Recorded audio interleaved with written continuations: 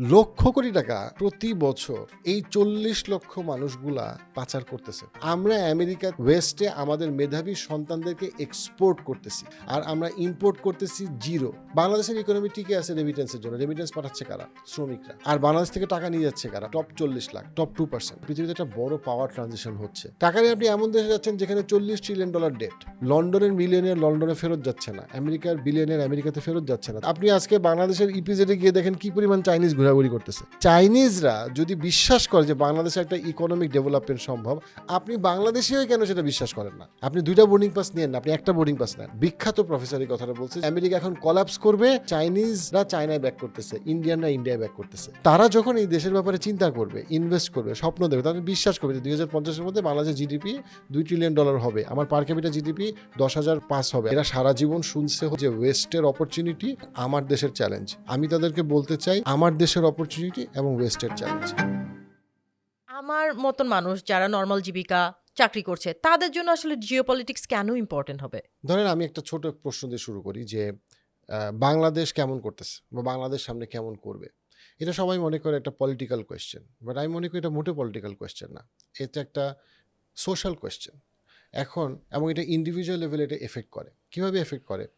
যে কোনো দেশ এইটা আসলে কীরকম করবে এটা ডিটারমাইন করে আসলে টপ 2% পপুলেশন। ধরেন আপনি বাংলাদেশের ক্ষেত্রে টপ 2% পপুলেশন কারা? এটা হলো 20 কোটি মানুষের মধ্যে 40 লক্ষ মানুষ রাফলি। এই 40 লক্ষ মানুষের লাইফের যে ডিসিশন, সেই ডিসিশনের উপরে ডিপেন্ড করে দেশ কেমন করবে। এটার জন্য সবচেয়ে ভালো একটা বই হলো ওয়াই নেশনস ফেইল। এই বইটা তো রবিনসনের বই, খুব ভালো লেখছে। এবং ওই বইটার মূল কথা ছিল যে একটা নেশন ফেইল করা আসলে মূল কারণ হচ্ছে কি যে তার ইনক্লুসিভ সোশ্যাল ইনস্টিটিউটস। এখন প্রশ্ন হইল যে ওই দেশের সোশ্যাল ইনস্টিটিউটগুলো কেন, যেমন পার্টিকুলারলি উনি এক্সাম্পল দিচ্ছে যে সাউথ কোরিয়া এবং north Korea. So north Korea অনেক বছর ভালো করে নাই, সাউথ কোরিয়া হঠাৎ করে ড্রামাটিক্যালি খুব ভালো করছে, যদিও নর্থ কোরিয়া ভালো করার অনেকগুলো চান্স ছিল, কিন্তু সাউথ কোরিয়া ভালো করছে। সাউথ কোরিয়া বাংলাদেশের থেকেও পিছিয়ে ছিল একটা সময় পার ক্যাপিটাল জিডিপিতে। এখন সে বাংলাদেশ থেকে $10,000 প্লাস তার পার ক্যাপিটাল জিডিপি। এবং উনি বলছেন এটার এক্সাম্পল দিয়ে যেটার মেইন রিজনটা হইল গিয়ে কি, তার ইনক্লুসিভ সোশ্যাল ইনস্টিটিউটস। ইনক্লুসিভ, এখন প্রশ্ন হচ্ছে ইনক্লুসিভ সোশ্যাল ইনস্টিটিউট তৈরি করে কারা? যারা মেধাবী এবং যারা সচ্ছল, দুইটা গ্রুপ, তারা ফাইন্যান্সিয়ালি সিকিউর এবং যারা মেধাবী। আচ্ছা, এখন বাংলাদেশের ক্ষেত্রে সেই পপুলেশনটা কারা? টপ 40%, সরি টপ 2%, মানে 40 লক্ষ মানুষ। যে কোনো দেশ, আমরা যতই বলি যে মাহাতির মোহাম্মদ আসলে মালয়েশিয়াকে উদ্ধার করছে, না, মালয়েশিয়ার ওই সোশ্যাল ইনস্টিটিউটগুলো ছিল যেইটা মাহাতির মোহাম্মদের নেতৃত্বকে কমপ্লিমেন্ট করে সেটাকে সামনে আগে নিয়ে গেছে। Same with south Korea. হাওয়ার থেকে কোনো লিডার এসে আসলে ওই দেশকে কখনো উঠাইতে পারে না যদি না ওই দেশের টপ মানুষগুলোর মধ্যে ওই ইচ্ছা বা আগ্রহ থাকে। কি বুঝাইতে পারছি? সো আমাদের দেশে কোনো মহান নেতা এসে আমাদেরকে উদ্ধার করবে, এটা আসলে মহান নেতার পক্ষে সম্ভব না। এবং আমাদের ধর্ম সেম কথাটা বলে। আপনি যদি দেখেন যে আমাদের ধর্মের দুইটা মানে খুব ইম্পর্টেন্ট, মানে পার্টিকুলারলি মুসা আলাইহিস সালামের কথা সবচেয়ে বেশি বার আসছে। মুসা আলাইহিস সালাম তার জাতিকে নিয়ে আগাইতে পারে নাই। কেন পারে নাই? কারণ বনি ইসরায়েল দুষ্ট প্রকৃতির ছিল। হ্যাঁ, তো বনি ইসরায়েলের বৈশিষ্ট্য আর বাঙালিদের বৈশিষ্ট্য প্রায় কাছাকাছি। এদেরকে আপনি উঠাইতে পারবেন না, এরা উঠতে চায় না। আবার অন দ্য আদার হ্যান্ড সাহাবীদেরকে প্রশংসা করেছে কারণ সাহাবীরা উঠতে চাইছে। সো ডেফিনেটলি রাসূলুল্লাহ সাল্লাল্লাহু আলাইহি ওয়াসাল্লামের নেতৃত্ব সবচেয়ে ভালো নেতৃত্ব ছিল, but at the same time Musa আলাইহিস সালামও আগাইতে পারতো যদি ওনার জাতি ওনাকে আগাইতে দিত, কিন্তু ওনার জাতি কিছুই করতে চায় না। এই জন্য বেসিক্যালি উনি ইন্ডিভিজুয়ালি ডেফিনেটলি উনি বেস্ট অফ দ্য বেস্টদের একজন, but at the same time ওনার জাতি ওনাকে দেন। এবং বনি ইসরায়েলকে নিয়ে বারবার আলোচনাটা কেন করা হয়েছে? বিকজ আল্লাহ বুঝাইতে চাইছেন কোনো নেতা তোমাদের উঠাইতে পারবে না যদি না তোমার জাতির মধ্যে ওই কালেকশন অফ পিপল থাকে। এখন দেখেন আমাদের বাংলাদেশিদের একটা যেটা বাস্তবতা সেটা হইল যে আমরা মনে করি যে আমরা একটা পরাজিত ভাঙা নেশন নিঃশর্তভাবে। সো আমরা বেসিক্যালি খারাপ আছি, খারাপই থাকবো, আমাদের দেশের খুব ভালো কিছু হবে না। খারাপ হইলে মনে হয় এটাই হওয়ার কথা, ভালো কিছু হইলে আমরা অবাক হই, এরকম। সাম্প্রতিক সময়ে রামিসার হত্যাকাণ্ড যদি আপনি দেখেন যে মানুষ ডেফিনেটলি অসম্ভব কষ্ট পাইছে, কষ্ট পাওয়ার মতো একটা ঘটনা, কিন্তু এই কথাটা কিন্তু আসে নাই যে বাংলাদেশে রামিসার হত্যাকাণ্ডের যে বিচারটা সেটা দ্রুততম হয়েছে, সময় হয়েছে, 6 কার্য দিবসে হয়েছে। তো এই যে ব্যাপারটা যে আপনার মাসুম ভাই একজন লাইভ স্টোরি নামে একটা চ্যানেল পরিচালনা করেন, উনি 2 দিন আগে একটা ভিডিও করছেন, মহাখালী ফ্লাইওভারে একটা ছোট গর্ত পাওয়া গেছে, ওই গর্ত দিয়ে মানুষজন হাইজ্যাকাররা বের হইতো। তো ওই একটা ভিডিও সম্ভবত আমার মনে হয় প্রায় 50 লাখের বেশি মানুষ দেখছে একদিনে প্রায়। অ্যান্ড উইদিন 24 আওয়ার্স ওনাকে উপসচিব যোগাযোগ করছেন এবং ওই ওই যেই ইয়েটা ছিল, যে ছিদ্রটা দিয়ে হুম, হুম, হুম। সুড়ঙ্গের মতো জায়গা দিয়ে আসতো, ওইটা বন্ধ করা হয়েছে অফিসিয়ালি, এবং ওনাকে থ্যাংক ইউ বলা হয়েছে এটাকে প্রচার করার জন্য, এবং পুরা ব্যবস্থা নেওয়া হয়েছে। কিন্তু যখন এটা সমাধান করা হয়েছে তখন কিন্তু এটার প্রচার এক লাখ হয়নি। আমি যেটা আচ্ছা। বলতে চাচ্ছি সেটা হচ্ছে গিয়ে যে অবশ্যই বাংলাদেশের অনেক সমস্যা, কিন্তু বাংলাদেশের সবচেয়ে বড় সমস্যা হচ্ছে গিয়ে আমাদের সাইকোলজির, আমাদের বিহেভিয়ারে, যে আমরা হুম, মনে করি যে এই দেশটাকে নিয়ে আমাদের যে টপ 40 লাখ মানুষ যারা এই দেশটা গড়ার কথা, তারা মনে করে তাদের দায়িত্ব এটা না। হুম, হুম, তারা হুম। মনে করে তাদের দায়িত্ব হলো অ্যাভয়েড করা, রাইট। এবং তাদের দায়িত্ব হচ্ছে গিয়ে যে বেসিক্যালি তাদের নিজেদের পরিবার নিয়ে চিন্তা করা হুম। এবং নিজেদেরকে নিয়ে চিন্তা করা, বাট নিজেদের অ্যাডভান্সমেন্ট নিয়ে চিন্তা করা। নিজেদেরকে নিয়ে চিন্তা করা। হুম, বাট তারাই যে রেসপন্সিবল, আমাদের যে টপ 40 লক্ষ মানুষ মেধাবী এবং সচ্ছল, এদের কারণেই যে দেশের এই অবস্থা, এবং এরাই যে এক জেনারেশনের দেশকে উঠায় চেঞ্জ করে ফেলতে পারে কমপ্লিটলি, এটা আমি গভীরভাবে বিশ্বাস করি। তাদেরকে আমি উৎসাহ দেওয়ার চেষ্টা করি। এরা সারা জীবন শুনছে হচ্ছে গিয়ে, বড় হয়েছে এটা শুনে যে ওয়েস্টের অপরচুনিটি এবং আমার দেশের চ্যালেঞ্জ। আমি তাদেরকে বলতে চাই আমার দেশের অপরচুনিটি এবং ওয়েস্টের চ্যালেঞ্জ, এই জন্য এটা নিয়ে এত কথা বলি। বাংলাদেশের এত সমস্যা আমরা সবাই জানি, আপনিও বললেন। তাহলে আপনার অনেক ভিডিওতে দেখি যে আপনি ইউরোপ, আমেরিকাকে নিয়ে খুব ক্রিটিসাইজ করেন, খুব হুম। ক্রিটিক করেন। তাহলে ওদেরকে নিয়ে এত কথা বলেন কেন যখন দেখতেছেন যে না বাংলাদেশে তো এত সমস্যা? দেখেন, বাংলাদেশের মেধাবীরা যায় কই? আপনি যদি চিন্তা করেন, তারা ইউরোপ আমেরিকাতেই যায়।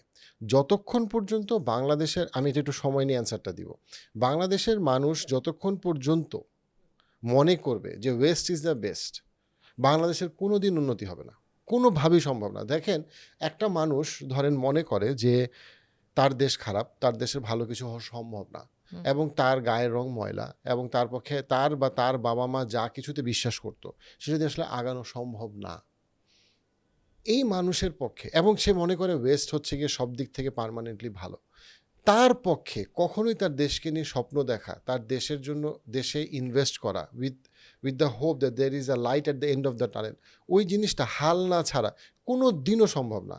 দ্যাট ইজ ওয়াই এটা এত সিগনিফিকেন্ট, এবং এখানে দুইটা পার্ট আছে, একটা হচ্ছে ওয়েস্ট, একটা হচ্ছে আমরা।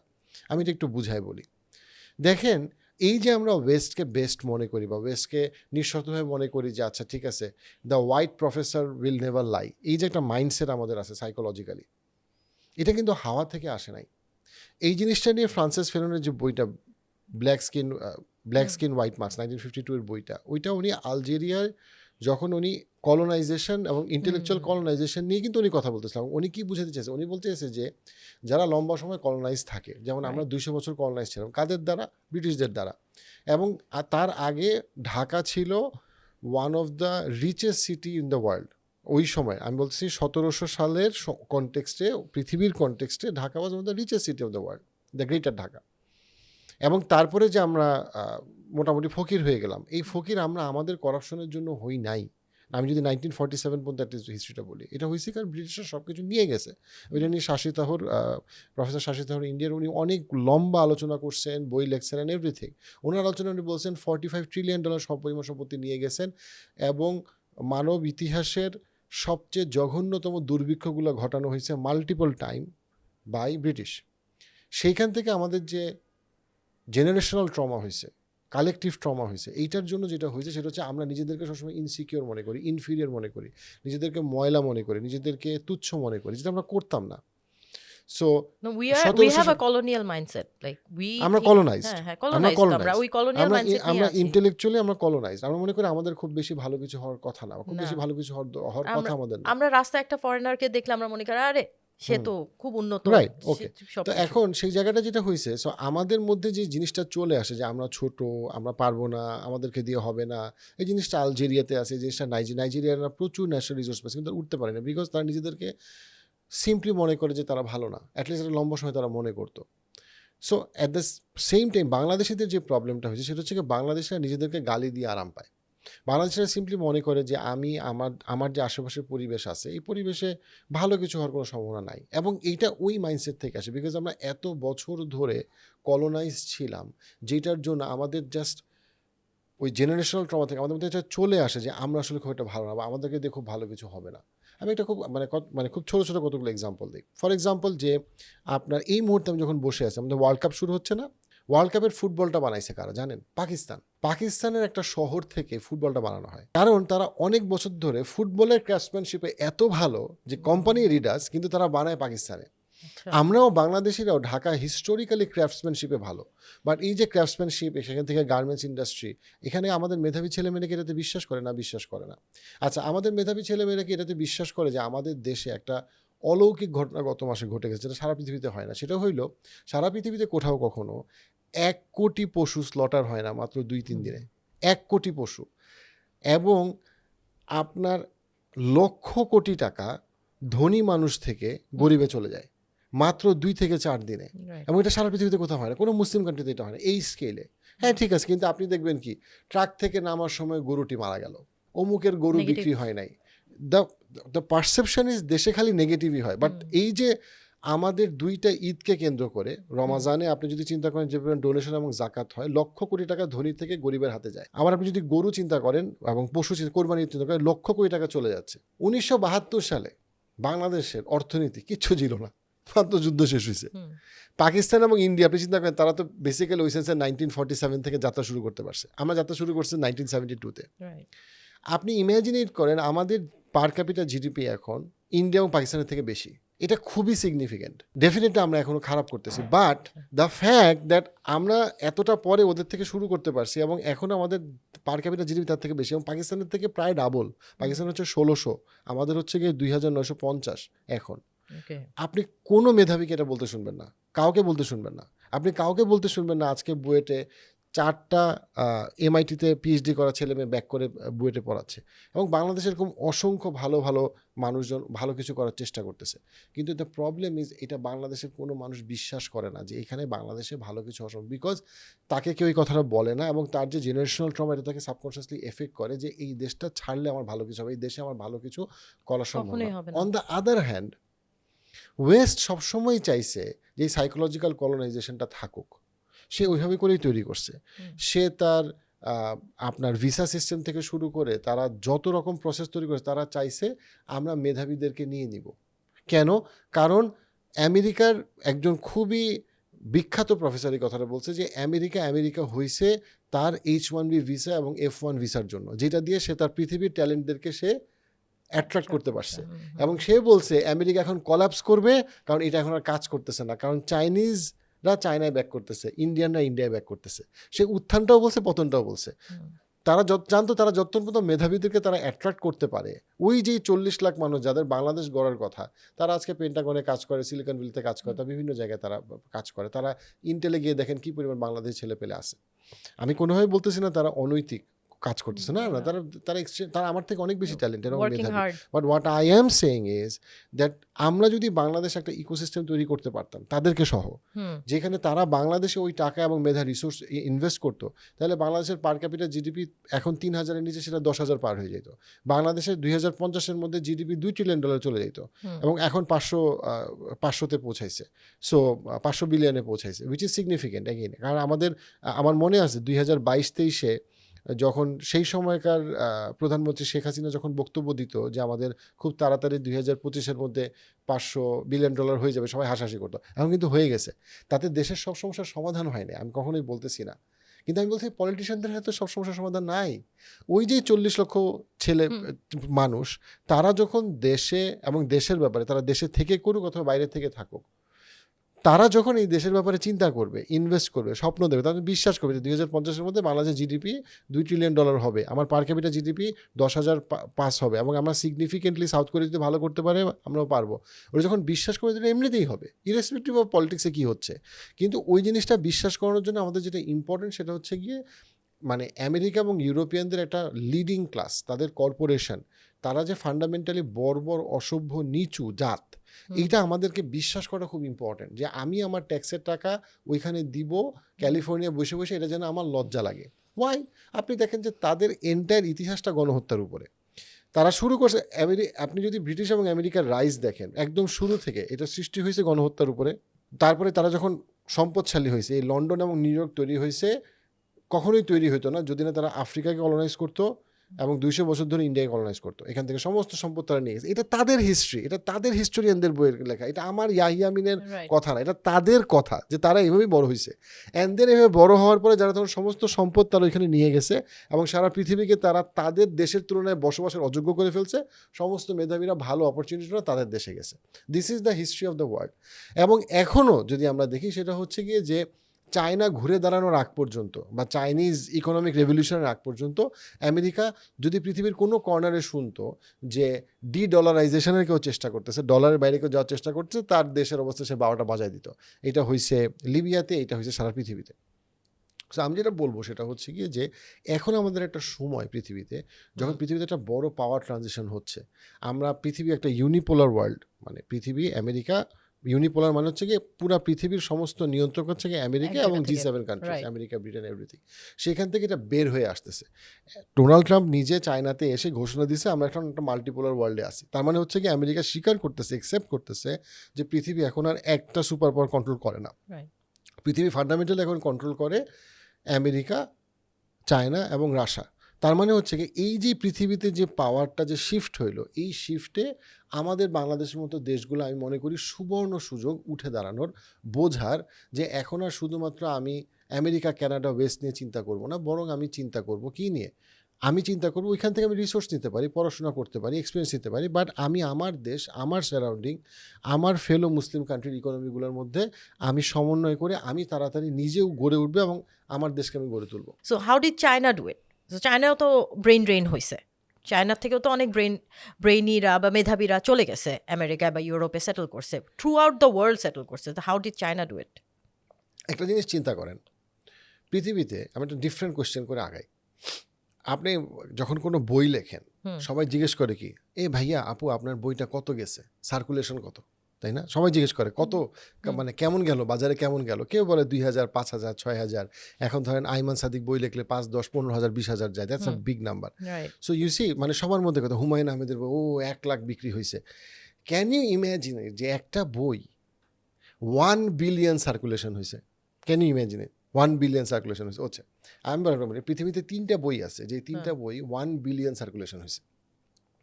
এর মধ্যে একটা বই লেখা 2000 বছর আগের, সেটা হচ্ছে বাইবেল, এক্সপেক্টেড। এর মধ্যে আরেকটা বই লেখা হচ্ছে গিয়ে 1500 বছর আগে, সেটা কি কোরআন, সেটাও এক্সপেক্টেড। বাট আরেকটা বই আছে যে বইটা লেস দেন 100 বছরের মধ্যে লেখা হয়েছে। এইটার নাম হইল the little red book. Okay. এটা হচ্ছে গিয়ে চায়নার মাওয়ের লেখা। Okay, little red book 1.1 billion circulation হয়েছে। Can you imagine it? 100 বছরের নিচে, মানে 100 বছর পার হয় না ডেফিনেটলি বইটা লেখার।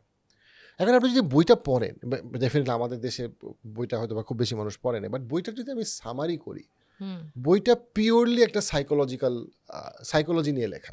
আচ্ছা। উনি যেটা চেষ্টা করছে ওই সময় ওনার বইতে কন্টিনিউয়াসলি মানুষকে ন্যারেটিভ দেওয়া, যে চায়না যখন দাঁড়াবে তখন পৃথিবীর কেউ চায়নার সামনে দাঁড়ানোর সাহস পাবে না। এবং উনি যখন বইটা লিখতেছে তখন চাইনিজ মানুষ রাস্তায় বাথরুম করে, চায়নার পার ক্যাপিটাল জিডিপি, চায়না পুরোপুরি বিভক্ত, চায়নার কিছুই ঠিক নাই, চাইনিজ বলতে মানুষ সস্তা, নকল বোঝে। ওই সময় উনি বসে বসে বইটা লিখতেছে, এবং উনি বইটা লিখতেছে পিওরলি, উনি সাইকোলজিস্ট ছিলেন না, বাট উনি বইটা লিখতেছে পিওরলি সাইকোলজির উপরে। কারণ উনি বলতেছে যে যতক্ষণ পর্যন্ত আমরা সাইকোলজিক্যালি কলোনাইজড, এবং বাংলাদেশিরা সাইকোলজিক্যালি কলোনাইজড, কারণ তারা মনে করে আমাদেরকে দিয়ে খুব ভালো কিছু হবে না, আমরা ময়লা, আমাদের চিন্তাভাবনা ময়লা, আমরা অসভ্য, আমাদেরকে দিয়ে খুব বেশি ভালো কিছু হবে না। যতক্ষণ পর্যন্ত এই সাইকোলজিক্যাল কলোনাইজেশন থেকে উনি মনে করছে ওনার কনটেক্সটে তারা বের না হবে, ততক্ষণ পর্যন্ত হবে না। এবং উনি এই জন্য এই বইটাকে বারবার মানুষকে পড়াইছে। ওদের school, college, university, military, bureaucracy, সব কিছুতে মাওয়ের এই বই পড়তে হয়। And it's a book of, মানে রিলেটেড টু সাইকোলজি, যে তুমি কীভাবে নিজেকে ডিকলোনাইজ করবা, তুমি তোমার এই দেশ জাতিকে নিয়ে স্বপ্ন দেবে। এবং দেখেন সেখান থেকে তারা ইউটিউবের অল্টারনেটিভ বানাইছে, ফেসবুকের অল্টারনেটিভ বানাইছে, এখন তারা BYD বানাইছে, ইভিতে, যেটা টেসলাকে বিট করতেছে। সো এই যেই জিনিসটা, যে আপনি প্রথমে সাইকোলজিক্যালি ডিকলোনাইজড হবেন, তারপরে আপনি আপনার ইকোনমিকে দাঁড়া করাবেন, সোশ্যাল ইনস্টিটিউট বানাবেন, তারপরে আপনার বাংলাদেশ আবারও ওই জায়গায় ফেরত আসবে। বুড়িগঙ্গার মতো বহু নদী চায়নাতে ছিল, সবগুলো নদী আজকে আপনি দেখবেন একেবারে সুন্দর, একটা ময়লাও নাই। আমাদের বুড়িগঙ্গা নদীকে নিয়েও তো আমরা এই স্বপ্ন দেখতে পারি, কেন দেখতে পারবো না? তো আমরা থেমস নদীর গল্প আমাদের ছেলে মেয়ে কেন পড়বে, কেন সে বুড়িগঙ্গার গল্প পড়বে না, কেন সে বুড়িগঙ্গা নিয়ে স্বপ্ন দেখবে না? একটা বুড়িগঙ্গাকে বাঁচালে প্রতি বছর সেটা বিলিয়ন্স অফ ডলার ওভারঅল আমাদের জিডিপিতে ইনক্লুড হতে পারে। কেন আমাদের আজকে বুয়েটে অথবা এই যে মনে করেন আমাদের ছেলে পেলে এত ব্যাচেলার্স মাস্টার্স করে, কেউ কি আসলে বুড়িগঙ্গাকে কেমনে আবার ঠিক করা যেটা নিয়ে করে? কেন করে না? তারা করতেছে হচ্ছে কেমনে একটা পেপার লিখে পিএইচডি করতে যাওয়া যায়। ফাইন, তুমি পিএইচডি করতে যাও, বাট একটা সময় তুমি ফেরত আসো, তোমার আইডেন্টিটিতে তুমি ফেরত আসো। কেন তুমি আপনার look at Iraq war, look at গাজার গণহত্যা যেটা আমরা দেখলাম, লাইভ স্ট্রিম গণহত্যা আমরা দেখলাম, এটা কারা করছে? এখানে কারা ফান্ডিং করতেছে? কেন আমি সারা জীবন কমফোর্টেবলি ওয়েস্টকে টাকা দিয়ে যাব? ঠিক আছে, আমি যদি 500 বছর আগের ইতিহাস দেখি, যখন কর্দোবাতে ইউরোপিয়ানরা আসতো পড়তে 500 বছর আগে, 1400 সালে, সেই সময় কারণ তখন ইউরোপ হচ্ছে অন্ধকার, মুসলমানরা হচ্ছে পৃথিবীতে আলো জ্বালায় রাখছে, ইউরোপিয়ানরা পড়তে আসতো। ইউরোপিয়ানরা তো তখন পড়তে এসে থাকে নাই, তারা চলে গেছে তাদের ইউরোপকে বিল্ড করতে। তারা বুঝতে পারছে যে না, মুসলমানরা মুসলমান, তারা ভালো করছে, কিন্তু আমরা আমাদের মতো বানাবো। তারা ইউরোপকে গড়ে তুলছে, পরে তারা মুসলিম দেশগুলোকে কলোনাইজ করছে। দেন কেন আমরা এত কমফোর্টেবলি তাদের সিভিলাইজেশনে গিয়ে কন্ট্রিবিউট করবো, যখন আমরা জানি তাদের সিভিলাইজেশন গণহত্যার উপরে দাঁড়ায় ছিল, গণহত্যার উপরে টিকে আছে, এবং এখনও তাদের $40 ট্রিলিয়ন ন্যাশনাল ডেট, যেটা তাদের সলভ করার কোনো সমাধান তারা পাচ্ছে না, তারা খুঁজতেছেও না। তারা তাদের নিজেদের দেশের মানুষকেও এখন এক্সপ্লয়েট করতেছে, মিডল ক্লাসকে। So how do you think that this talented people can be restrained, মানে আমাদের বাংলাদেশে রাখা যায়? এদেরকে কিভাবে রাখবো, কি আমি দিয়ে একটা রাখবো? এক্সাম্পল দিই।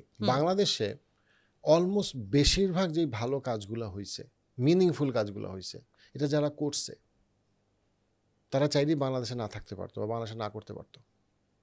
এক্সাম্পল, বিকাশ যারা তৈরি করছে তাদের কারো বাংলাদেশে বিকাশ করার দরকার ছিল না, দে ওয়্যার ফাইন। ব্র্যাক বাংলাদেশে হওয়ার দরকার ছিল না, মানে তারা মানে উনি হি ওয়াজ ফাইন, তার কোনো দরকার ছিল না ব্র্যাক করার, তার লাইফ ভালোই চলে যেত। বাট যে বিকাশ করছে বা যে ব্র্যাক করছে, তারা কি জিতছে? অ্যাবসলিউটলি। মানে দে অলসো গেইন, তারা ইনভেস্ট করছে, তারা একটা রিস্ক নিচ্ছে, they also gain, and definitely Bangladesh gain We as also well. won. Bangladesh gain আমরাও অ্যাজ gain ওয়েল, করছি। আমরাও গেইন করছি। আপনি চিন্তা করেন বাংলাদেশের বড় বড় কর্পোরেশনগুলোর মধ্যে যারা কন্ট্রিবিউট করতেছে, আমি কোনো কন্ট্রোভার্সিতে যাচ্ছি না, let's say square group. Square গ্রুপের বাংলাদেশ থাকার কোনো দরকার আছে না? দরকার নেই, তারা চাইলে চলে যেতে পারে। একটা এক্সাম্পল দিচ্ছি, এবং এরকম অনেক গ্রুপের কথা বলতো, আমি আকিস গ্রুপের কথা বলতে পারি, তারা চাইলেই বাংলাদেশ না থাকতে পারে, তারা বলতে পারে ভাই সব ঝামেলার মধ্যে আমি যাবো না। আমি কোনো গ্রুপকে পারফেক্ট বলতেছি না, আমি কোনো গ্রুপকে ঢালাওভাবে ভালো No, no, no, I what understand. I am হ্যাঁ, trying to say এটা is বোঝা that they যাচ্ছে। are contributing to the ecosystem. They believe in the ecosystem, that's why they are investing more and more. আমি এই কথাটা দিয়ে আমি কেন বললাম যে দিনের শেষে এই যে মেধাবীরা, তারা যখন বাংলাদেশে উদ্যোক্তা হিসেবে বিভিন্ন উদ্যোগ নেয়, আপনি দেখেন পদ্মা সেতু বাংলাদেশের যে মেইন চিফ আর্কিটেক্ট ছিলেন, ওনার বাংলাদেশ থাকার কোনো দরকার নাই।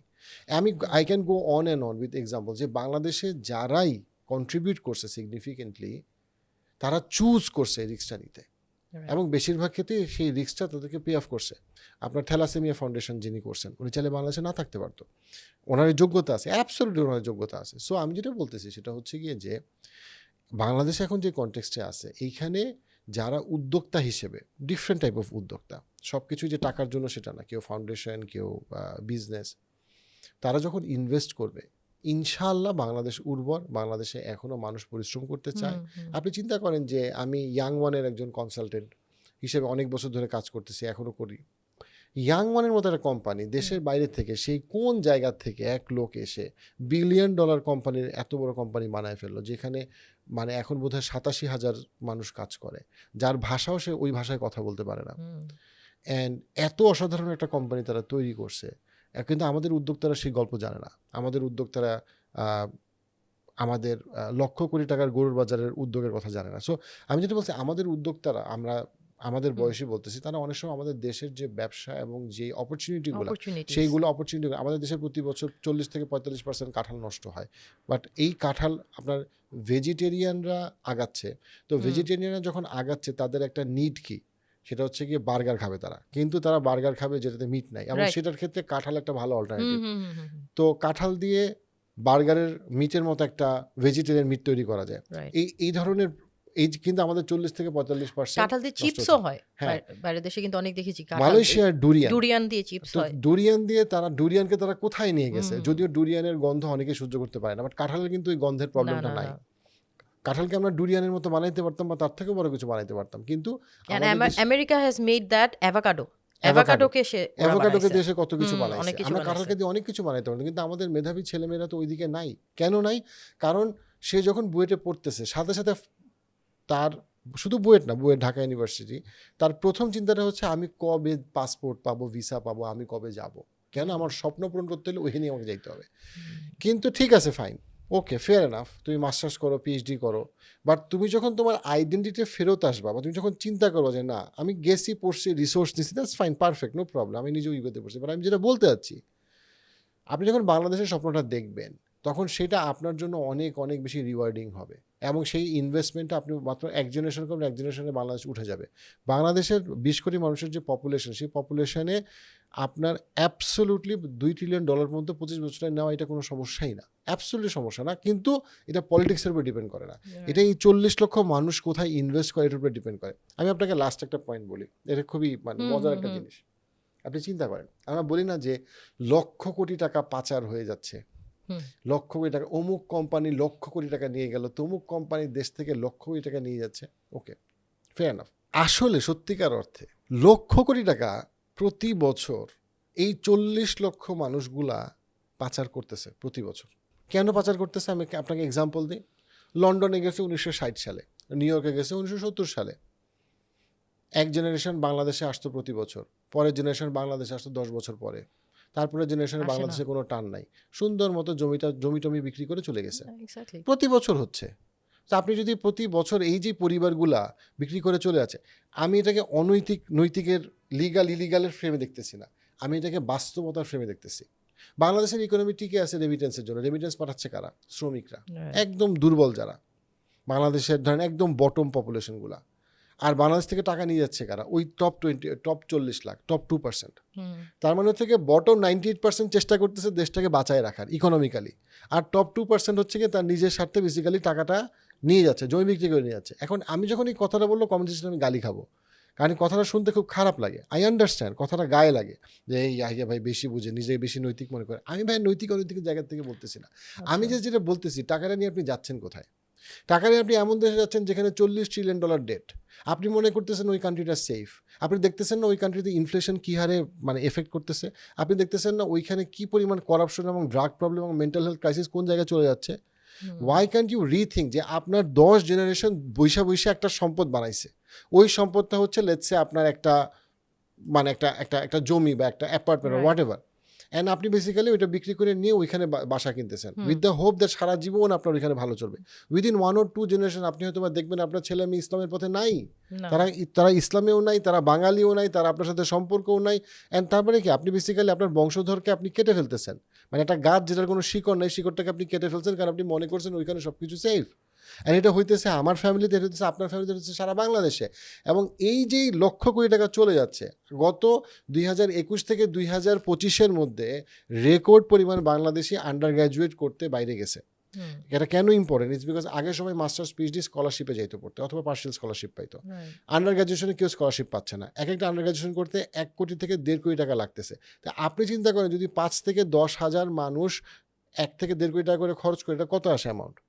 এই ছেলেমেয়েগুলো যদি বাংলাদেশে পড়তো তাহলে বাংলাদেশের প্রাইভেট ইউনিভার্সিটিগুলো আরও ইমপ্রুভ করতো এবং অনেক কম খরচে করতো, আরও বেশি রিসার্চ হইতো। এখন আমি অ্যাগেইন কেউ বলবো যে ভাই ওরা কি অনৈতিক? না, আমি নৈতিক অনৈতিকের ফ্রেমে দেখতেছি না। আমি যেই ফ্রেমে জিনিসটাকে ফেলতেছি সেটা হইলো Bangladesh is losing, and with the hope that Bangladesh lose করলে এই 40 লক্ষ টপ 2% জিতে যাবে। আমার আর্গুমেন্ট হচ্ছে টপ 2%ও জিততেছে না। তারা তাদের সাইকোলজিক্যাল কলোনাইজেশনের জায়গা থেকে রিয়্যাক্ট করতেছে, তারা তাদের জেনারেশনাল ট্রমা থেকে তারা মনে করতেছে ওইখানে গেলে আমার ছেলে মেয়ের স্বপ্ন পূরণ হবে। বাট বাই দ্যাট টাইম ছেলে মেয়ে বড় হচ্ছে, তারা আসলে বুঝতে পারতেছে মেজরিটি ওই ছেলে মেয়েগুলো জীবনে ভালো করে নাই, মূল্যবোধের দিক থেকেও না, ক্যারিয়ার দিক থেকেও না, বাংলাদেশেও হারালো। It's a lose proposition. আমরা আমেরিকাতে বা ওয়েস্টে আমাদের মেধাবী সন্তানদেরকে এক্সপোর্ট করতেছি, আর আমরা ইম্পোর্ট করতেছি জিরো নাথিং। ইটস লাইক আমি আপনার সাথে ট্রেডিং করতেছি, আপনি আমাকে সব সম্পত্তি লিখে দিতেছেন, আমি আপনাকে কিছুই দিচ্ছি না। আমি আপনাকে একটা পাসপোর্ট লিখে দিচ্ছি, যে পাসপোর্ট দিয়ে একটা সময় আপনি কি করবেন আপনি নিজেও জানেন না। যেই লোকটার 10-15 বছর ধরে আমেরিকান পাসপোর্ট আছে, ওটা জিজ্ঞাসা করেন তো ভাই তোমার পাসপোর্ট দিয়ে তুমি কি করো, সে বলে আমি সে মনেও থাকে না তার পাসপোর্ট আছে।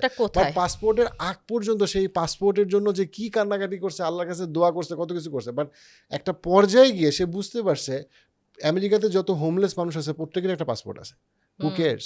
They are So also the- American citizens. They are also absolutely they are American citizen and They're they are homeless. deprived. I agree with you, হ্যাঁ, বাট ওয়েস্টার্ন কান্ট্রিতে অনেক মুসলিম ফ্যামিলি চলে যায়, যেটার জন্য অনেক কিছুই হারায় ফেলে ওরা। সো মেইনলি আপনার কি মনে হয় যে মুসলিম ফ্যামিলিরা যখন ওয়েস্টার্ন কান্ট্রিতে সেটেল করে মেইনলি কি জিনিসগুলো ওরা একদমই হারায় ফেলে? আমি বলবো যে সবাই হারায় না। আমি অনেক প্রবাসীদেরকে চিনি যাদের সব বাচ্চা হাফেজ, তারা একটা ইসলামিক লাইফস্টাইল লিড করতেছে, তাদের নিজেদের একটা সর্ট অফ একটা ট্রাইব বা একটা কাল্ট তৈরি করছে, নিজেদের মধ্যে একটা জায়গা তৈরি করছে। কিন্তু বিষয়টা হচ্ছে যে হয় 1-2 জেনারেশন পরে তারা তখন আস্তে আস্তে জিনিসটাকে ধরে রাখতে পারে না, হারায় ফেলে। সবচেয়ে বড় যে বিষয়টা তারা যেটা হারায় ফেলে সেটা হচ্ছে যখনই তারা মেইন স্ট্রিম সোসাইটির সাথে মিশতে চায় এবং তাদেরকে মিশতে হয়, তখন তাদের বেশিরভাগই আসলে এই তাদের যে ইসলামিক ভ্যালুজ ইথোস সেই জিনিসটাকে তারা ধরে রাখতে পারে না এবং তাদের সাথে পুরো মানে বাংলাদেশের একটা মোটামুটি পার্মানেন্ট বিচ্ছিন্নতা হয়। দেখেন, আমি এখানে একটা জিনিস ক্লিয়ার করতে চাই যে আমি ওয়েস্টে মাস্টার্স পিএইচডি অথবা ইভেন জব এক্সপিরিয়েন্সের বিপক্ষে না। আমি মনে করি সেটা ইউজফুল, অনেকের ক্ষেত্রে সেটা নেসেসারি। আমাকে অনেক মানুষ বলে, ভাই আপনার কথা শুনে আমি আমেরিকাতে পিএইচডি করতে যাই না। আমি বলছি না, আপনি পিএইচডি করতে যান। আমি মনে করি না যে আপনার ক্যারিয়ারের যে কনটেক্সট, সেই কনটেক্সটে আপনার জন্য পিএইচডি করা ভালো। আপনি লাগলে আর কিছু এক্সপিরিয়েন্স নেন, তারপরে আপনার জন্য পৃথিবীটা ওপেন। এবং শুধু বাংলাদেশ ওপেন না, আপনি আদার মুসলিম মেজরিটি কান্ট্রিতে আপনি যাইতে পারেন। আপনি মানে you can think of it as like a ummah's economy. হ্যাঁ, কারণ আমি মনে করি যে হ্যাঁ, বাংলাদেশে তো অনেক রকম ফ্যাসিলিটিস নাই, যেটা হয়তো বা কাতারে আছে, যেটা হয়তো বা সৌদি আরব আছে, যেটা তোমার মালয়েশিয়া বা টার্কিতে আছে। So but stay in the countries at least যারা অ্যাক্টিভলি ওই ইকোনমিক স্যাংশন দিয়ে অন্য কাউকে আটকায় রাখতে চায় না। সো আমি যেটা বলতে চাচ্ছি যে আপনার পৃথিবীটা তখন আমরা বড় হইতে পারি। আমি ওয়েস্টের সাথে কেন চায়না কি আমেরিকার সাথে ব্যবসা করে না? 100% সবসময় ব্যবসা করতে চায়, কিন্তু চায়না সবসময় আমেরিকাকে সাইজ করে রাখছে। কীভাবে? একটা ছোট এক্সাম্পল দিই, যেটা মুসলিমদের জন্য আমি মনে করি একটা টেমপ্লেট চিন্তা করার। যখন বারাক ওবামা আসলো, বারাক ওবামা দুনিয়ার ইনিশিয়েটিভ নিছে চায়নাকে আটকানোর জন্য। যখন বাইডেন আসলো, দুনিয়ার ইনিশিয়েটিভ নিছে, চায়না খারাপ, এই সেই স্যাংশন, কোয়াড তৈরি করলো, কত কিছু করলো চায়নাকে আটকানোর জন্য। এবার যখন ডোনাল্ড ট্রাম্প গেল, না না চায়না খুব ভালো, ভালোবাসি চায়না, নো প্রবলেম, প্রথমে দিল স্যাংশন, কোনো লাভ হইল না। মিনিং চায়না বুঝাই ফেলছে, তুমি যদি আমার সাথে দুষ্টামি করতে আসো, মাতব্বরি করতে আসো, তুমি আমার সাথে টিকতে পারবে না। আর তুমি যদি আমার সাথে বন্ধুত্ব করতে আসো, চলো বন্ধুত্ব করি। সো আমি এই যে জিনিসটা যে ওয়েস্টে আপনি থাকতে পারেন, আপনি পড়তে পারেন, ডেফিনেটলি পারেন, কেন পারবেন না, কিন্তু বোঝার চেষ্টা করেন যে ওইটা আপনার আইডেন্টিটি না। একটা আমেরিকাতে আপনি তখনই মিশতে পারবেন যখন আপনি আপনার মুসলিম এবং বাঙালি সব বাদ দিয়ে যখন আপনি ওর মতো বিহেভ করবেন, ওর লাইফস্টাইলে যাবেন। আপনি আজকে দেখেন, আপনি লন্ডনে গত 5 বছরে প্রতি বছর অ্যান্টি মুসলিম সেন্টিমেন্ট লন্ডনে কি পরিমাণ বাড়ছে, আনবিলিভেবল। ঠিক আছে, শুধু লন্ডন একটা এক্সাম্পল, এবং লন্ডনের এক্সাম্পলটা পুরা আমেরিকা, ওয়েস্ট, কানাডা সবগুলো জায়গায় ছড়াই যাবে। তাদের ইকোনমি গত 10-15 বছরে, ব্রিটিশ ইকোনমি অবস্থা তো খুবই খারাপ, বাট আমি বলতেছি যে আমেরিকারও যে ন্যাশনাল ডেট প্রবলেম, তাদের যে আপনার বিভিন্ন সময় যে হাউজিং ক্রাইসিস হয়, অথবা এখন এআই নিয়ে যেই একটা বিশাল ইনফ্লেশনের প্রবলেম তৈরি হয়েছে, এই সবগুলো জিনিস ইন্ডিকেট করে যে আপনি যে আমেরিকাকে বিশাল সেফ মনে করবেন। হ্যাঁ, America safe for elites, America is free for elites. তারা তাদের কোম্পানিগুলোকে যে কোনো দেশে সরাইতে পারে। দুবাইতে আসছে, দুবাইতে ঝামেলা হয়েছে, মোনাকোতে গেছে, কিন্তু লন্ডনের মিলিয়নিয়ার লন্ডনে ফেরত যাচ্ছে না, আমেরিকার বিলিয়নিয়ার আমেরিকাতে ফেরত যাচ্ছে না। তারা যখন টাকা বের করতেছে, টাকা বের করবে। What I mean by that is ওয়েস্টের লাইফকে এত সেফ মনে করাটা বোকামি। রেদার আপনি মুসলিম কান্ট্রিগুলো, মুসলিম ইকোনমিগুলো ভালো করতেছে, টার্কি ভালো করতেছে, মালয়েশিয়া ভালো করতেছে, ইন্দোনেশিয়া ভালো করতেছে, সৌদি আরব ইকোনমি ভালো করতেছে, এবং বাংলাদেশও ইনশাল্লাহ আস্তে আস্তে ভালো করবে। সো আমার কথা হচ্ছে ওয়েস্টে ডেফিনেটলি আপনি নিজেকে এম্পাওয়ার করার জন্য যাইতে পারেন। ওয়েস্টের পাসপোর্ট আপনি নিতে পারেন যদি আপনার জন্য খুব বেশি ঝামেলার কাজ না হয়। এই পাসপোর্ট দিয়ে আপনি সারা পৃথিবীতে ঘুরে বেড়ান, বাট ট্রাই টু আন্ডারস্ট্যান্ড যে যখন আপনি অস্ট্রেলিয়ান হইলেন অথবা আমেরিকান হইলেন, you are a global citizen. Think like a global citizen and live in the place where you are treated best. Live in the place যেখানে আপনার লেগাসি সেফ। আমি নিজে অ্যাক্টিভলি প্রমোট করি যে আমাদের দেশের ছেলেমেয়েরা যারা একদম নিম্ন মধ্যবিত্ত, পার্টিকুলারলি তারা যদি নার্স হইতে পারে, তারা যদি কেয়ার গিভার হইতে পারে, দেন তাদের বিশাল অপরচুনিটি ওয়েস্টে আছে। কারণ তারা আজকে বাংলাদেশে যে লাইফটা লিভ করে, সেই লাইফটা ইজি, একটা মাসে 15,000 20,000 টাকা দিয়ে যে ঢাকা শহরে থাকার চেষ্টা করতেছে, অথবা সে গ্রামে হয়তো বা একটা 10,000 টাকা চাকরি করে। এই যে পরিবারগুলো, এরা একটা বিশাল সংখ্যক পরিবার, এরা যদি আজকে নার্স বা কেয়ার গিভার হয়ে যদি তারা আজকে আমেরিকা যেতে পারে অথবা কানাডা যেতে পারে, যেটা একটা বিশাল সুযোগ আছে, আমি সেটাকে প্রমোট করি অ্যাক্টিভলি। কারণ তার জন্য তার কনটেক্সটে দ্যাটস আ গোল্ডেন অপরচুনিটি। হ্যাঁ, Right. সে হয়তো বা একসময় যখন ওইখানে অনেক টাকা আয় করলো, এই বিয়ে করলো, একটা একটা পুরা জেনারেশন, আমাদের সিলেটি যারা লন্ডনে গেছে তারা অনেকে একদম নিম্ন মধ্যবিত্ত থেকে আজকে মাল্টি মিলিয়নিয়ার। সেটা তো তাকে ওই পরিবেশটা তাকে হেল্প করছে। So let's be Right.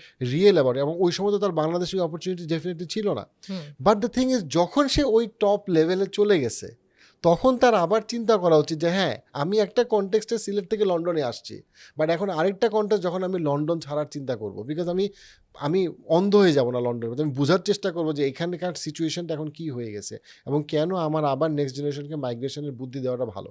আবার আমি যদি আরেকটা জিনিস চিন্তা করি যে একটা বুয়েটের ছেলে যে আজকে পিএইচডি করতে আমেরিকাতে গেছে, তার কেসটা ডিফারেন্ট। সে পিএইচডি করছে, তার পাসপোর্ট হয়েছে, তার 2-4-5 বছর এক্সপিরিয়েন্স হয়েছে, মেবি সে ইন্টেল এবং মাইক্রোসফটে জব করে, পারফেক্ট।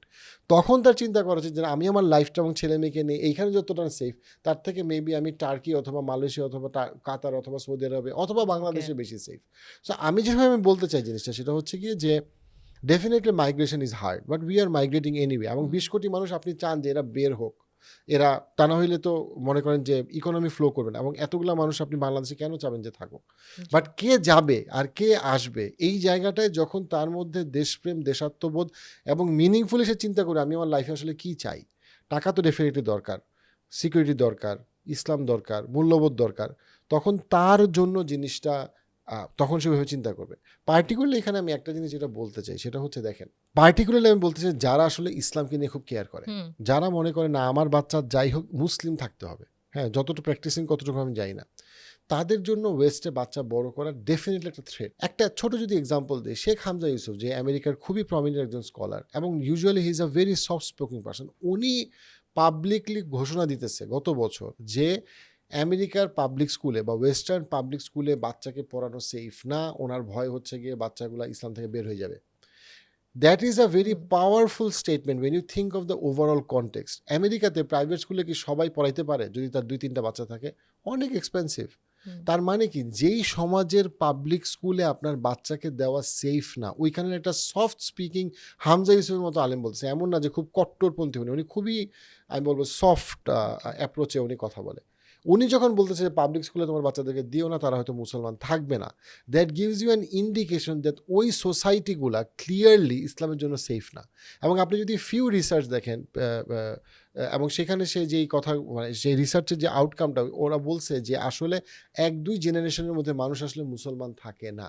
এবং ওই ওয়েস্টের স্পেশালি ইউনিভার্সিটিগুলার যে আন্ডার গ্র্যাজুয়েশন লেভেলে যেই মানে কালচার, অর্গানাইজেশনাল যে কালচার, ওই কালচারে ছেলে মেয়েদের ইসলামের মধ্যে থাকাটা এক জেনারেশন পরে ইজ ভেরি ডিফিকাল্ট। সো আপনি যদি আসলেই চান যে আপনার বাচ্চা মুসলমান থাকুক, ইসলাম থাকুক, দেন আপনি কেন এত বড় একটা রিস্ক নেবেন? একটা হচ্ছে কি, আমি ইসলাম নিয়ে কেয়ার করি না, আমার বাচ্চা আমেরিকানদের মতো হোক, এটাই আমি চাই, ওকে, তা আপনার জন্য ডিসিশনটা একরকম। বাট আপনি যদি আসলেই চান যে আপনার বাচ্চা ইসলামকে নিয়ে কেয়ার করুক, দেন আপনার ওয়েস্টে কমফোর্টেবল হওয়াটা deeply concerning, spiritually deeply concerning. এখানে আমি একটা পয়েন্ট, একটু মানে আগের পয়েন্টটা সেন্টিমেন্ট টাইম বলে দেখেন, আজকে আপনি যদি ইংলিশ মিডিয়াম স্কুলগুলোতে দেখেন, Bangladesh even Bangla medium, English মিডিয়ামগুলোতে পার্টিকুলারলি ক্লাস 7-8 থেকে বাচ্চারা ব্যাগ গুছায় বসে রয়েছে, চলে যাবে ক্যানাডায়, একদম চলে যাবে, সেই ফ্রিডম, সেই ইন্ডিপেন্ডেন্স সেখানে যাবে। এবং বাবা মাকে গিল্ট ট্র্যাপে ফেলতেছে। কি গিল্ট ট্র্যাপে ফেলতেছে? যে আমাকে তুমি ভালো পড়াশোনাও করাইতে পারবা না, ইউসি। এবং বাবা মা গিল্ট ট্র্যাপে হাই হাই করতেছে, সেখান থেকে তার জমি বন্ধক দিচ্ছে, লোন নিচ্ছে ইত্যাদি, 1-1.5 কোটি টাকা খরচ করে দিচ্ছে। এটা কিন্তু অহরহ হচ্ছে, আপনি জাস্ট মানে মানে এটা একদম অহরহ হচ্ছে। ওকে, এই বাচ্চাটাকে আন্ডার গ্র্যাজুয়েশনে মানে কানাডা বা ইউকেতে পড়ার পরেই সে একদম ইলন মাস্ক হয়ে যাচ্ছে? কয়জন ইলন মাস্ক হচ্ছে না। হ্যাঁ, কিছু বাচ্চা এক্সেপশনালি ভালো করতেছে, I respect that, but a big number of them টাকাটা নষ্ট করতেছে, ক্যারিয়ারে আগাইতে পারতেছে না, এবং তারা আলটিমেটলি যে জবটা করতেছে সেটা তারা বাংলাদেশে আন্ডার গ্র্যাজুয়েশন করে মাস্টার্স করতে গেলেও তারা ওই স্ট্যান্ডার্ডে জবে যাইতে পারতো। বাট এই যে ইনভেস্টমেন্টটা বাবা মা এত তাড়াহুড়া করে করতেছে, এটা হচ্ছে তাদের একটা মানে একটা কি বলবো, ফাইন্যান্সিয়ালি এটা একটা বোকার মতো সিদ্ধান্ত। হ্যাঁ, কয়েকজন আছে যাদের এফোর্ডেবিলিটি কোনো প্রবলেম না, তাদের ক্ষেত্রে জিনিসটা ফাইন, ওকে, আমি হয়তো বা বাচ্চাকে একটা সেফ এনভায়রনমেন্ট দিতে পারছি, আমি পাঠাচ্ছি। বাট যাদের জন্য ফাইন্যান্সিয়ালি এটা ডিফিকাল্ট, তারা জাস্ট কেন এই সিদ্ধান্তটা নিচ্ছে তারা নিজেরাও যায় না। এবং ইভেনচুয়ালি আপনার ঢাকাতে হয়তো বা তার আন্ডার গ্র্যাজুয়েশন করতে লাগতো হয়তো বা 15 লাখ, কথা প্রাইভেট 15-20 লাখ, সেখানে সে পাঠাচ্ছে 1-1.5 কোটি টাকা খরচ করতেছে। এই ইনভেস্টমেন্ট, এটা রিটার্ন অন ইনভেস্টমেন্ট আসলে কেমন হয় বা কেমন হচ্ছে, এটা অনেক ক্ষেত্রে বা ওরা ঠান্ডা মাথায় চিন্তা করতেছে না। সো বাবা মা কিন্তু ঠাস করে 1-1.5 কোটি টাকা একটা রিস্ক দিচ্ছে, যেটা তার জন্য অনেক বড়। তার হয়তো বা টোটাল অ্যাসেটই আছে 4 কোটি, সে 1.5 কোটি টাকা দিয়ে দিচ্ছে এবং সে জানে না রিটার্ন অফ ইনভেস্টমেন্ট কী হবে।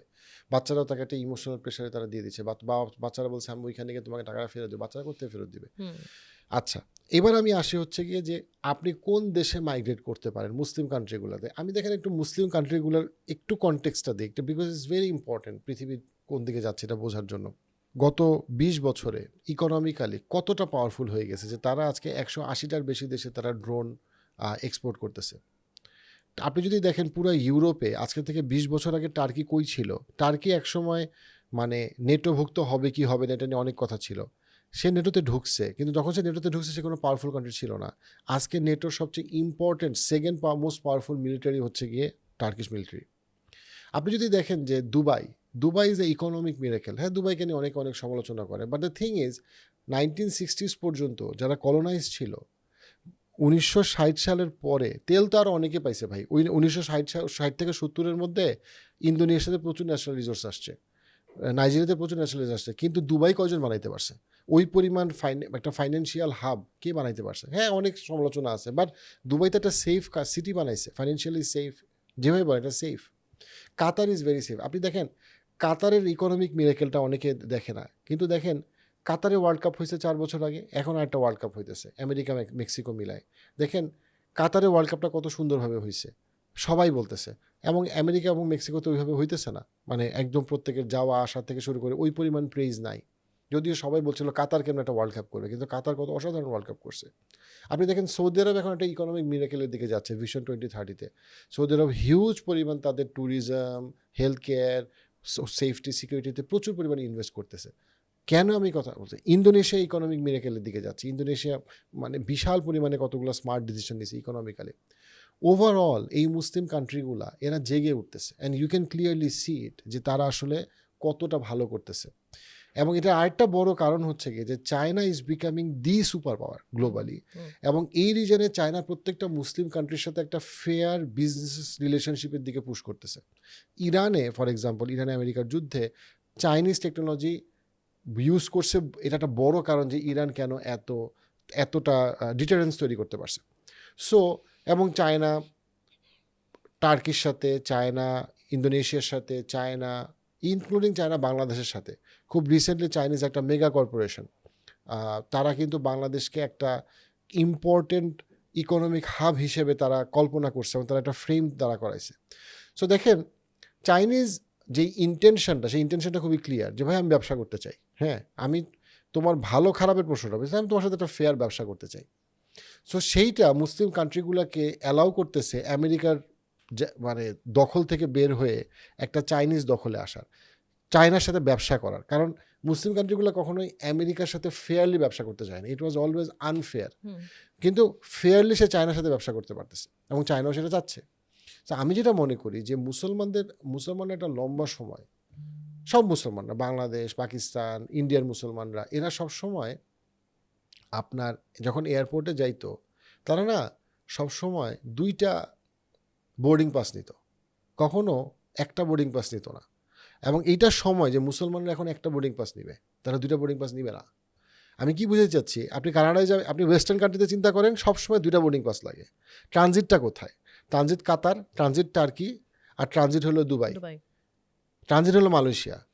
এইটার সময় যে আপনি আসলে ট্রানজিটে নেমে যান, আপনি 2টা বোর্ডিং পাস নেন না, আপনি একটা বোর্ডিং পাস নেন। আপনি বোঝার চেষ্টা করেন যে আপনি আগে যে এত লম্বা ফ্লাইটটাতে যাচ্ছেন 3-4 ঘন্টা যেখানে গেলেন, ওই দেশে আপনার অনেক অপরচুনিটি আছে, ওই দেশের মানুষ আপনার সাথে বেশি ফ্রেন্ডলি, ওই দেশের মানুষ আপনার মুসলিম আইডেন্টিটিকে অনেক বেশি রেসপেক্ট করে, প্রবলেম তারাও মুসলমান। ওই দেশের খাবারের সাথে আপনার খাবার, আপনার হালাল হারাম চিন্তা করতে হয় না, ওই দেশে আপনার ছেলে অনেক বেশি সেফ। সো এই যে আপনি 2টা বোর্ডিং পাস নিয়ে আগেই চলে যাচ্ছেন, চিন্তা করছেন ট্রানজিট কত কম হয়, ট্রানজিটটা লম্বা করেন, বোর্ডিং পাস একটা নেন, বোর্ডিং পাস বাদ দেন। বোঝার চেষ্টা করেন যে সাউথে ইকোনমিক ডেভেলপমেন্ট এইদিকে আসতেছে, আমেরিকার বড় মেগা কর্পোরেশনরা ইনভেস্ট করতেছে সাউথে এবং সাউথ ইস্টে।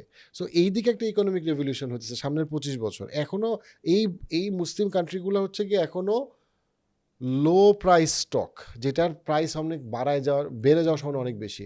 আপনি জানেন লন্ডনের যারা রিয়েলটার এবং লন্ডনের যারা রিয়েল এস্টেট নিয়ে যারা নার্সারি করে, তারা এখন একটা ক্রাইসিসে আছে, বিকজ লন্ডনে এখন 1 মিলিয়ন প্লাস রিয়েল এস্টেট কেউ বিক্রি করতে পারতেছে না, বিক্রি হচ্ছে না। অন দ্য আদার হ্যান্ড এই যুদ্ধের মধ্যেও দুবাইতে রিয়েল এস্টেট বেচা কেনা হচ্ছে। এই যুদ্ধের মধ্যে মানে ইরান আমেরিকা যুদ্ধের মধ্যেও Saudi Arab Riyadh air launch করছে, অ্যান্ড তারা কম্পিট করতেছে এমিরেটসের সাথে, রিয়াদ এয়ার মাত্র লঞ্চ করলো।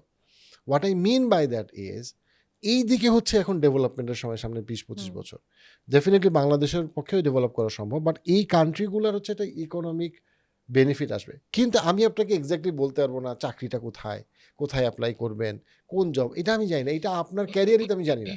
এটা আপনার ক্যারিয়ার অনুযায়ী আপনাকে খুঁজে বের করতে হবে যে আমি এক্স্যাক্টলি কোথায় প্লেস করতে পারি। আমি অবশ্যই বলবো না যে তাড়াহুড়া করে আপনি ব্যাগ ট্যাগ নিয়ে চলে আসেন কাতারে বা অথবা টার্কিতে।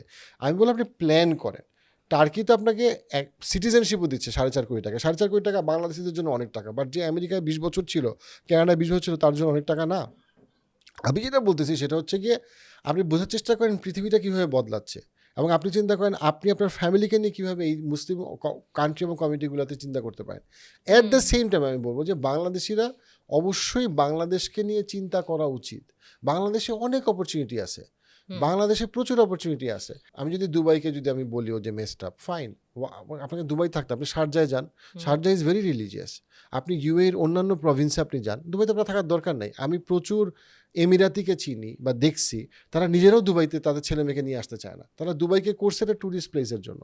সো আপনি শারজাতে যান এবং আপনি অন্যান্য এরিয়াগুলোতে যান, যেই এরিয়াগুলোকে ওরা কনজারভেটিভলি রাখছে, এবং ওই এরিয়াগুলোতে গেলে আপনার কাছে একদম মক্কা মদিনার মতোই মনে হবে। So what I mean is that দিনের শেষে যা আপনার পছন্দ অনুযায়ী আপনি চুজ করবেন। আমি আপনাকে কখনোই কোনো ডিরেকশন, আমি জাস্ট বলতেছি ওভারঅল ফাইন্যান্স এবং ইকোনমিক এম্পাওয়ারমেন্ট এদিকে আসতেছে। সো আপনিও এইদিকে আপনার ডিরেকশনটাকে চিন্তা করেন এবং প্ল্যান করেন। বাট আমি আপনার জন্য তো এক্স্যাক্ট পয়েন্টটা, লোকেশনটা বলতে পারবো না। আমি জাস্ট আপনাকে চাইতেছে ফুড ফর থট দিতে, যে আপনি পডকাস্টটা শোনার পর আপনি চিন্তা করেন আচ্ছা ইন্টারেস্টিং, আমি ওইদিকে একটু চোখ কান খোলা রাখি। আপনি এখন আপনার নিজের নামে সৌদি আরবে ব্যবসা খুলতে পারতেছেন, আপনার নিজের নামে আপনি মদিনাতে বাড়ি কিনতে পারতেছেন। এগুলো তো অপরচুনিটি যেগুলো আগে ছিল না। So they are opening up to the world and people are investing.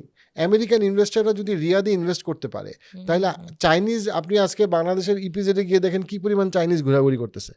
So আমরা এই উত্তরাতে পডকাস্ট শ্যুট করতেছি, উত্তরাতে কত চাইনিজ। তার মানে কি, চাইনিজরা যদি বিশ্বাস করে যে বাংলাদেশে একটা ইকোনমিক ডেভেলপমেন্ট সম্ভব, আপনি বাংলাদেশি হয়ে কেন সেটা বিশ্বাস করেন না?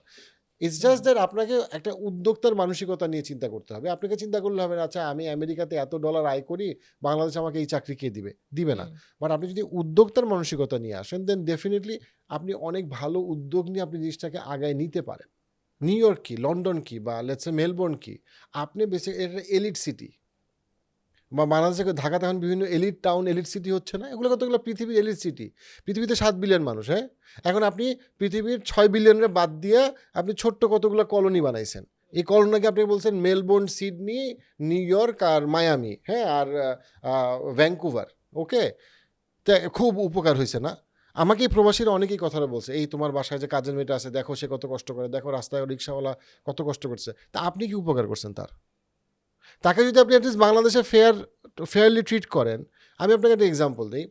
আপনার বাসায় যে সাপোর্ট স্টাফটা আছে, আপনি যদি তাকে ফেয়ারলি ট্রিট করেন, তার বিয়ের ব্যবস্থা করেন, তার ছেলে মেয়ের এডুকেশনের ব্যবস্থা করেন, isn't that a better service দেন আপনি বসে বসে আল্লাহ হাফেজ টাটা আমি গেলাম মেলবোর্নে। সো এই মেয়েটার কী লাভ হবে? So why do you think that আপনার এক্সিট করাটা মেক্স দ্য সিচুয়েশন বেটার? হ্যাঁ, আপনি বাংলাদেশে থাকেন ভাই, জাকাত দেন না, ডোনেট করেন না, আপনি এদেরকে হেল্প করেন না, গরুর চামড়া ভুড়ি দেন না, at least you are supporting them. এই 7 বিলিয়ন, পৃথিবীর এই 7 বিলিয়ন মানুষকে তো আপনি একদিনে হেল্প করতে পারবেন না। ইউনো, ইসলাম যখন আসে, খুব ইন্টারেস্টিং একটা জিনিস, ইসলাম কিন্তু একবারে স্লেভারি বন্ধ করে নাই, এবং এই কারণেই বন্ধ করে নাই বিকজ পৃথিবী এখন অর্থনৈতিক বৈষম্য তো অনেক বছর, অনেক জেনারেশনের কারণে হয়েছে। আপনি একদিনে এটাকে সমাধান করতে পারবেন না, but you can slowly improve them. ঠিক আছে, আপনার বাসায় একটা সাপোর্ট স্টাফ আছে, সে হয়তো তার বাচ্চাটা পড়াশোনা করতো না, তার বাচ্চাটাকে আপনি একটা বাংলা মিডিয়ামে পড়াতে হেল্প করলেন, তারপরের জেনারেশন উঠে গেল। It takes a generation to come out of it, but because আপনি বাংলাদেশে আসেন you think about them. But আপনি যদি এখন একটা ও দেখো আমি তো আমেরিকাতে আসি, এখানে কোনো সাপোর্ট স্টাফ নাই, আমি সব নিজে কাজ করি, ওয়েল তাহলে তোমার সাপোর্ট স্টাফের লাভ কি হইলো? আর তোমার প্রেসিডেন্টের কি ড্রাইভার নাই? সো ডোন্ট, মানে কি বলবো, মানে জোক উইথ মি। তুমি পৃথিবী যদি আসলে কেয়ার করো, মিঙ্গল উইথ দেম। আজকে যদি আমি ধরেন ঢাকার যে কোনো একটা বস্তিতে যাই, অথবা কোনো গরিব মানুষের এখানে যাই, আমি যদি তাদেরকে কোনো একটা কাজ দেই যেটা আমারই কাজ, অ্যাটলিস্ট তারা তো কাজ করতেছে না। হুম, ধরেন আমরা সবসময় বলি যে ও গার্মেন্টসে মানুষরা কত কম বেতনে কাজ করে, তো এটা সমাধান কি গার্মেন্টস বন্ধ করে দেওয়া? না তো মানে এটা তো বেসিক্যালি মাথা ব্যথা মাথা কেটে ফেলার মতো। অ্যাটলিস্ট গার্মেন্টসগুলো তো তাকে একটা লাইফ দিচ্ছে না, আপনি যদি এর থেকে বেটার ফ্যাসিলিটি দিতে পারেন দেন না, that's fine. But when you say that ও না আচ্ছা ঠিক আছে আমরা এদেরকে বন্ধ করে দিই তাহলে আমি আমার উপকার করতেছি, no you are destroying the economy. At least মানে মানে ডিল উইথ দ্যাম ইউনো। আপনার ঢাকাতে দেখেন, একটা এক্সাম্পল দিই, ঢাকাতে গত 20 বছরে সাপোর্ট স্টাফের স্যালারি প্রায় 3 গুণ হয়ে গেছে। হুম। দ্যাটস আ গুড থিং, তাই না? দ্যাটস আ গুড মানে দ্যাটস আ গুড, বিকজ তারা তো উঠে হুম, আসতেছে তার মানে, হুম, তাই না? আপনি দেখেন যে এক সময় কাপড় আয়রন করতে হুম, 2 টাকা লাগতো, এখন 12 টাকা লাগে। তার মানে কি? ইটস গ্রোয়িং আপ না? right. সো আমি তো আমার কথা হচ্ছে কি, হ্যাঁ আমরা ডেফিনিটলি আমাদের যারা গরিব মানুষ তাদেরকে আমি পারফেক্ট লাইফ দিতে পারি নাই। বাট আমি যদি কুইট কইরা একটা উন্নত দেশে চলে যাই, আমি তো বেসিক্যালি তাদের জন্য আরও 12টা বাজালাম। কারণ আমার দায়িত্ব ছিল, ওই 40 লাখ মানুষের দায়িত্ব ছিল ওই ইকোসিস্টেমগুলোতে সাপোর্ট করা, বিজনেসের মাধ্যমে, ট্যাক্সের মাধ্যমে, ডোনেশনের মাধ্যমে, জাকাতের মাধ্যমে এবং ভালো ব্যবহারের মাধ্যমে এদেরকে উঠায় আনা। এখন এরা যদি এক্সিট করে তো এরা কী উদ্ধারটা করলো? এরা তো আরও জিনিসটাকে খারাপ করলো। যদি বাংলাদেশে রিভার্স ব্রেন ড্রেন বাড়ে, মানে তারা অনেকে ফেরত আসে বা ইনভেস্ট করে, there will be more and more opportunities, যার তার কারণে আমাদের নিম্নবিত্ত বা নিম্ন মধ্যবিত্ত যারা আছে তারা উঠে আসার সুযোগটা বেশি পাবে, সুযোগ বেশি তৈরি হইতো। এবং অ্যাবসলিউটলি সেটা তৈরি হইতো এবং আমাদের ওভারঅল ইকোনমি আরও বেশি ইমপ্রুভ করতো। আমাদের সোশ্যাল ইনস্টিটিউটগুলো তৈরি হইতো যারা প্রেশার দিত সব লেভেলে, যেন সবাই অ্যালাইন থাকে।